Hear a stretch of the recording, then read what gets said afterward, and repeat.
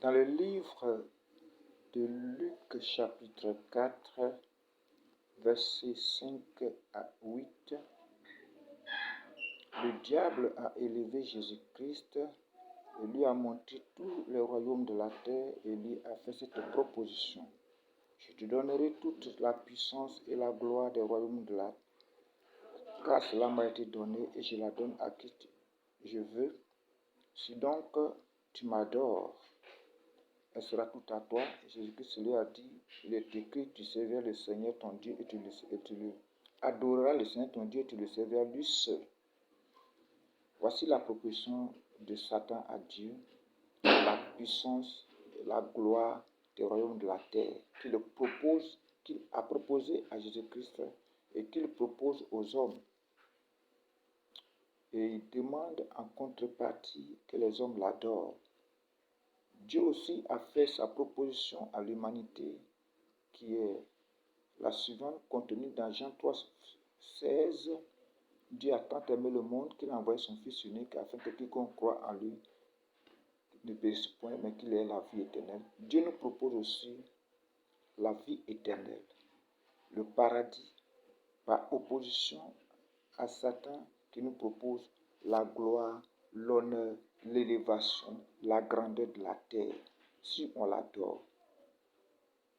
Jésus-Christ dit, que servirait-il à un homme de gagner le monde s'il perd son âme? Donc, ici, Jésus-Christ parle de l'opposition de la proposition de Satan à la proposition de Dieu. Toutefois, on peut être chrétien et puis adorer Satan de façon subtile, de façon inconsciente. Cela dépend de notre objectif que nous visons. Puisque Satan propose à l'humanité de l'adorer pour qu'il lui donne la gloire, l'honneur, l'élévation, nous avons pour ambition qu'on nous voit, qu'on ait des jets privés, qu'on veut aussi être grand comme les autres. On veut qu'on parle de nous sur la terre. Et non qu'on parle du Seigneur, nous sommes en train d'adorer le diable sans le savoir. Nous sommes un adorateur inconscient du diable. Et en cela, nous participons au plan du diable. Nous inscrivons dans sa pensée.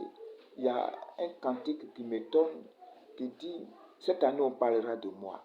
Mais la Bible dit, quoi que vous mangez, tout ce que vous faites, faites-le pour la gloire de Dieu et non pour la gloire d'un homme. Comment peut-on parler de toi et non du Seigneur?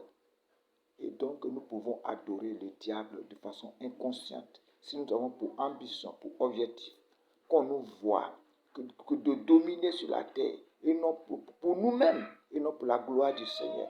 Nous voulons qu'on parle de nous, dans notre village, dans notre entourage. Nous voulons dominer les autres. Nous avons pour ambition d'acheter des voitures, d'avoir des jets privés, d'avoir des millions. Sachez-le que des hommes ont possédé des millions, ils sont morts, ils ont laissé tout cela sur la terre.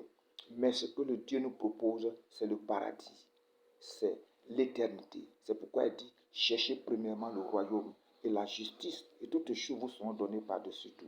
Que le Seigneur nous aide à comprendre sa volonté et à ne pas adorer de façon inconsciente le diable.